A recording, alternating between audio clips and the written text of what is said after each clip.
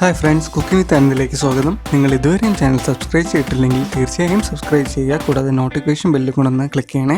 നമ്മുടെ വയറിന് ചുറ്റും കൊഴുപ്പുണ്ടാകുന്ന അവസ്ഥയെങ്കിൽ ഫാറ്റി ലിവർ സാധ്യതയുണ്ട്.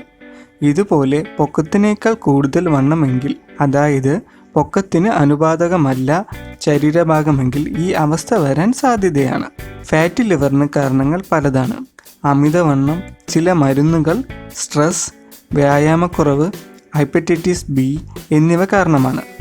പ്രധാന കാരണം മദ്യപാനം തന്നെ.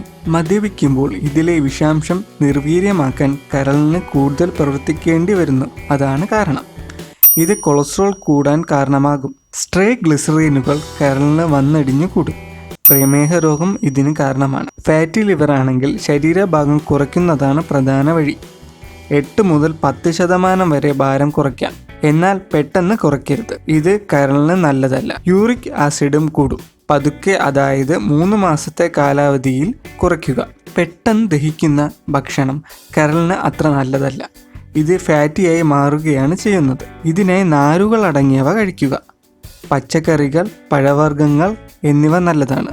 മധുരം, വറുത്തവ, കോള എന്നിവയെല്ലാം കൊഴുപ്പിന് കാരണമാണ്.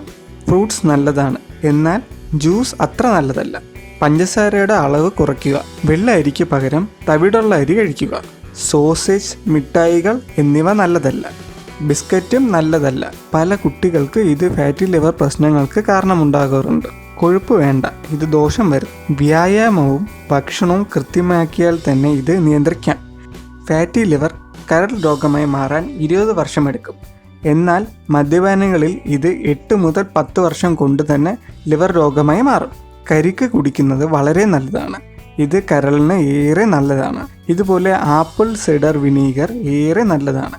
ഇത് കരളിലെ കൊഴുപ്പിനെ ന്യൂട്രലൈസ് ചെയ്യുന്നു. ഇത് 1 ടീസ്പൂൺ വീതം രാവിലെയും രാത്രിയും 1 ഗ്ലാസ് വെള്ളത്തിൽ കലക്കി കുടിക്കുക. ഇതിനോടൊപ്പം രാവിലെ ഫ്രൂട്ട്സ് കഴിക്കുന്നതും നല്ലതാണ്. നാരങ്ങ ഫാറ്റി ലിവറിന് വേണ്ടി നല്ലൊരു മരുന്നാണ്. പകുതി നാരങ്ങ 1-2 ഗ്ലാസ് വെള്ളത്തിൽ പിഴിഞ്ഞ് രാവിലെ വെറും വയറ്റിൽ കഴിക്കുന്നത് ഏറെ നല്ലതാണ്.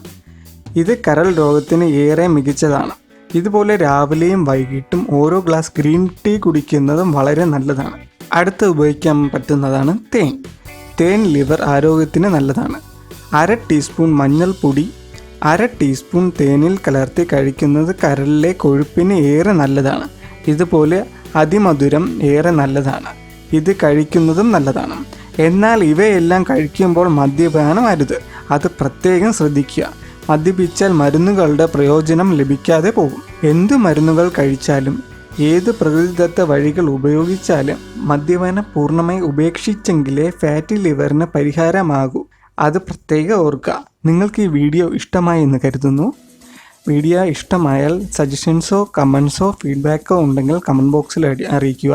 നിങ്ങൾ ഇതുവരെയും ചാനൽ സബ്സ്ക്രൈബ് ചെയ്തിട്ടില്ലെങ്കിൽ തീർച്ചയായും സബ്സ്ക്രൈബ് ചെയ്യുക. കൂടാതെ നോട്ടിഫിക്കേഷൻ ബെല്ലും കൂടെ ഒന്ന് ക്ലിക്ക് ചെയ്യണേ. താങ്ക്